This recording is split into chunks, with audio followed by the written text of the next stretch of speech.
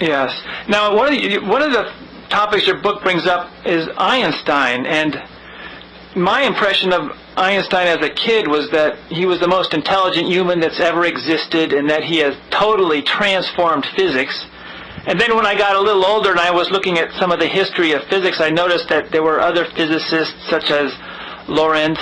They were coming up with almost the exact same theories. They just hadn't quite got there. And my impression was Einstein just happened to be in the right place at the right time and put the pieces together and then gets all the credit. You know, sort of like a football team that struggles for a long time to get the ball down to the field, and then at the 1 yard line some new substitute comes in to replace a player, and he takes the ball over the goal line and gets all the credit, even though he did almost nothing. But your book now is making it look like Einstein truly did nothing at all. Is that a way to describe this situation? I wouldn't say he did nothing at all, but he doesn't deserve nearly the credit he's given, and he deliberately plagiarized. The person who accomplished what you just described was Jules-Henri Poincaré, who was a French mathematician, the premier mathematician in the world. And he looked at Lorentz's physical theory and saw in it an underlying four-dimensional scheme that could explain the physical phenomenon which had not yet been explained. So he viewed time as a fourth dimension. And Einstein actually opposed the idea that time was a fourth dimension. It was Poincaré who did all the things which are attributed to Einstein in the special theory of relativity. And you're saying that the reason Einstein gets all the credit is because he was actually a part of this Zionist movement? Later on, yes. Initially, it was because the theory wasn't that popular. It was because German nationalists viewed Einstein as a good German and they wanted to give him credit. It was because Poincaré was a very gracious person. And it was because the German publishing houses were mostly owned by Jews, and they were very tribalistic and very unfair to Poincaré. Theoretical physics wasn't that important until Einstein was made a superstar, so it wasn't that big of a deal. Oh, back in those days they were like a fringe group, huh? Yes, very much so. And these ideas were fringe ideas. They were not popular. It was not until 1919, when Einstein was made a superstar based on false evidence, that all this really became an issue. There were a lot of people, from 1905 onward, people were pointing out the fact that Einstein had repeated the work of these other people without giving them an attribution. So this is like well known. It's not even a debatable issue, really, then. Absolutely. Only dishonest people would debate it. And then that explains why he never got the Nobel Prize for his theory of relativity. Yes. There was a man named Philip Lenard, who may have been a crypto-Jew. Some people have said that he was of Jewish descent. But Einstein, of course, accused him of plagiarism so he could hide from the fact, accused him of anti-Semitism so that he could hide from the fact. But Philip Lenard knew some of, I think, Sven Hayden, or what, I forget his name at the moment, but one of the Nobel Prize judges, and he let him know that Einstein had plagiarized this theory. But there were other issues with the Nobel Prize. It was not meant to be awarded for theories. It was meant to be awarded for scientific discovery so that it could promote the advancement of technological progress. So they broke all kinds of rules by trying to give Einstein the prize, but they could never resolve how to do it. So they eventually just said, we'll give it to him for his outstanding accomplishments in physics, and we'll mention the photoelectric effect. You know, what it reminds me of is when they, after 9/11, we're told Osama bin Laden did the attack, but then you look at the FBI's most wanted list and he's listed for something else. And so here we have Einstein, supposedly the most brilliant man, creates this theory, but that's not what he's given an award for. And he also broke the rules. He was to give a speech, and the rules held that I think the speech had to be given in Göteborg or in Stockholm, and he gave it in Göteborg, one way or the other. And it had to be on that which he was awarded the prize for, but instead he gave it on the theory of relativity.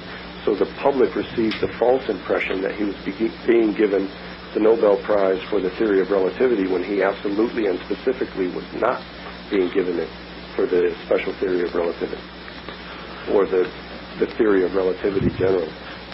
And now in your book, you're also saying that this is partly a promotion by the Zionists to... Absolutely. It was admitted by Einstein and his friends that they were going to call him the Jewish Newton, and that he would be a spokesman for Zionism and spread Zionist propaganda. He has admitted this in writing, you mean? Yes. Not only he, but many of the people around him. Justice Brandeis even said that it's a good thing that this Jew is going to come and show the rest of the world that the Jews are doing all the important things in the world. So it was to boost the image of Jews worldwide. Absolutely. But you have to look on the fact that tragically Jews had always been accused of being uncreative. From ancient times, an Egyptian named Apion said that the Jews produced nothing creative. They produce no culture, they produce no science, they produce no music.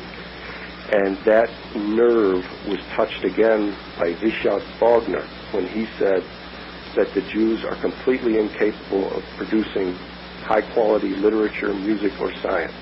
And then another man named Houston Stewart Chamberlain falsely accused the Jews of being genetically unable to produce any great people on the level of Newton or Mozart or Bach or Wagner, that they could not compete in those arenas. And the Jews wanted to break that mythology, and they went overboard and pushed the idea that Karl Marx, Sigmund Freud, and Albert Einstein were the greatest minds that humanity had ever produced, that they could put an end to that mythology that the Jews were incapable of producing great people. It's funny you should mention Karl Marx and Sigmund Freud, because there's a book, The Jewish Mystique, that uses those same people as evidence of how great they are. But I mean, would most people all even contrive to confront the mythology that Jews are incapable of producing geniuses? There was a guy, I think his name was Gobineau, and he created that mythology that all great people in history had been Aryan, and that the Jews were incapable of creating great people and would have to, through theft and plagiarism, copy others. They were good copycats, but they produced no original great. And that Gobineau mythology, the Jewish leadership responded to it by creating an alternative mythology that they had produced the most wonderful minds that most heavily influenced the 20th century. But the thing that influenced the greatest influence on the 20th century was Jewish control over the mass media and politics. And both of those were results of the Rothschild fortunes, which they obtained by perpetual war and by central banking. Now, the Nobel Prizes, from what I understand, the way they find new people for the prizes is they ask the previous winners. So if there was one Zionist who gets into this as a Nobel Prize winner and they start asking him for suggestions on who should win, he would likely name another Zionist, and after a while you could end up, the whole place is dominated by them. Do you see the Nobel Prizes as even being... In some instances they've been justified, but I think there has been unfair Jewish bias. I think there's been an unfair German bias, and I think there's been an unfair Northern European bias. It isn't only the Jews who have this elitism and prejudice. Northern Europeans have the same problem.